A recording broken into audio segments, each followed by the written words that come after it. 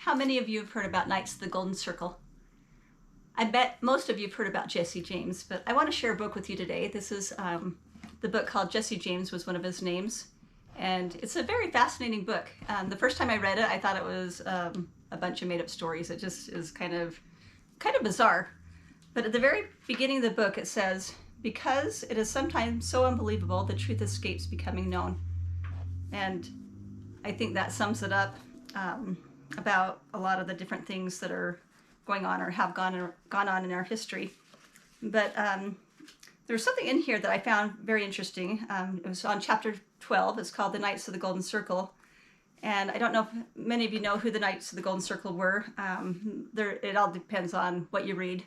But according to this book, it says one of the deadliest, wealthiest, most secretive, and efficient spy and underground organizations in the history of the world was the Knights of the Golden Circle, which operated over the globe for 65 years in 1851 to 1960.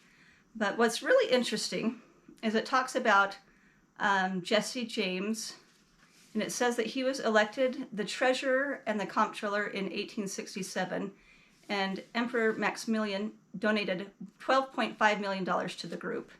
And I just thought that was very, very fascinating.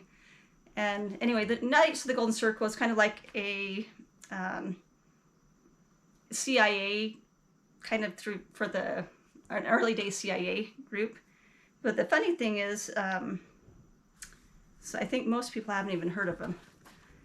And in the back of the book, it mentions some different caches that were supposed to be hidden from the Knights of the Golden Circle. And it goes from code A to code G. And there's definitely more caches. But this one, listen to this, it's code F. And it says, the vanishing wagon train treasure, 66 tons of gold. And this is just one of the caches. It's got, let's see, a San Francisco treasure, 55 million. Orphan Butte treasure, 64,000. This is back in their currency, in their time frame, so it would be worth a lot more now. There's one for 1 million. But a lot of the names of these caches, I believe, will give you some information on where to look. This one's called the Copper King treasure, 2 million. This is the Trail of Indian Tears, $200,000 in silver coins. Anyway, there's just a whole bunch of different caches that are mentioned that were hidden up from the Knights of the Golden Circle. It's got some interesting images or drawings. A lot of people will see these out in the desert and would just think that they're Native American petroglyphs. And I think that's something to also pay attention to. So this rock over here always gives me the chills when I see it, and you'll see why. This is one I showed on the History Channel. We didn't talk a lot about it, but I think you can see what's going on here. This looks like the Ankh symbol, or the life symbol, and a man, and he's got looks like a bullet hole through his chest. And notice his fingers. I want to show you the picture of some KGC drawings that were in the Jesse James was one of his names books. This looks like it says a TR. This looks like almost like a, what do you call that, a hangman thing? And this looks like it says a 30, let's see, it looks like 32 almost. And here's an upside down anchor. And Jesse James would a lot of times do the JJ for the anchor symbol.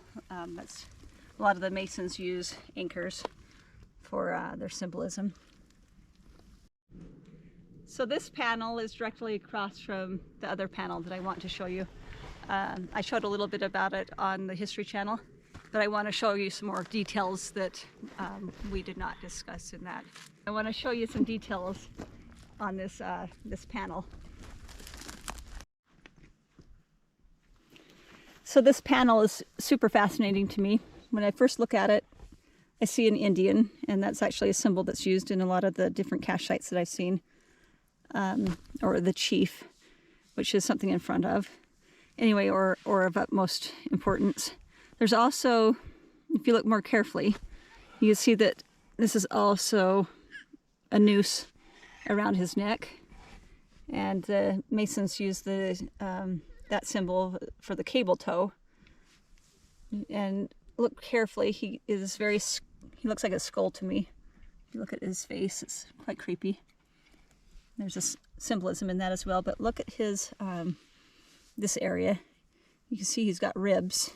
It's a skeleton, but he's got, anyway, the ribs in a lot of the cash symbolism is a symbol for a chest or something that's contained or protected inside of a chamber. His fingers are a lot like the arch that I see a lot. In this hand, he's missing one of his fingers. That might be directions, distances, but it's also the 1 and the 3, which is a 13, which is the symbol for a vault or a cache, or the owl symbol. And also, I believe Jesse James was also missing a finger. His legs, I think they've got something hidden there. I'm not totally sure what I'm seeing, but I think I see a 33, which is also an important symbol in caches. There's the cross, the S. Anyway, there's just a lot going on here. But yeah, I believe this is KGC, or Knights of the Golden Circle. And right over here, directly behind it, there's a rock with some writing. You can see it's an old writing, but there's some that's a little newer that seems to match the patina that's on the KGC guy behind us. And I think this says 1868, which is also the date that was at the Felshaw site that we showed on the History Channel as well. This is super fascinating. So the KGC was for pro-slavery, according to a lot of the things that you read about them. But I think that from studying it out, I think that a lot of them some of the people may have been more pro-industry or for large corporations and the Southern rights. And anyway, they were said to have wanted to create a circle, and Havana, Cuba was going to be the center. But I think that the name of the Knights of the Golden Circle goes back to symbolism, and a lot of the people in the group were Masons or different Masonic type groups. And anyway, the Golden Circle goes back to this symbol, which is the symbol or the circumpunct. But I think it's amazing to get out there and study these sites and to do a lot of reading. History is a lot weirder and more fascinating than you or I probably even would ever begin to comprehend. Anyway, thank you.